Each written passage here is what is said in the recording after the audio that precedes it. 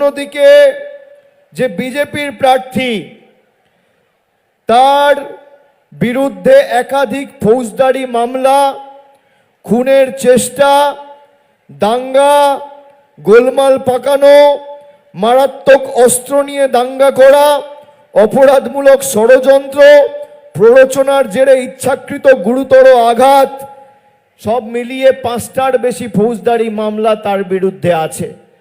একদিকে শ্যাম মিশ্র, অন্যদিকে 2 নম্বরই দাঙ্গাবাজ বিজেপি। কার সাথে বড়জোড়ার মানুষ থাকবে সিদ্ধান্ত আপনাদের। অবাক লাগছে, উনি কলকাতার বাবু এসে কিছু জানেন না আর বক্তব্য রেখে যাচ্ছেন। আমার বিরুদ্ধে কি বধূমিলনের কেস আছে? আমার বিরুদ্ধে কি মার্ডার কেস আছে? আমার বিরুদ্ধে ধর্ষণের কেস আছে। যাদের বিরুদ্ধে আছে, যার জন্য প্রচারে আসছেন, আগে তাদেরগুলো ঘাটুক।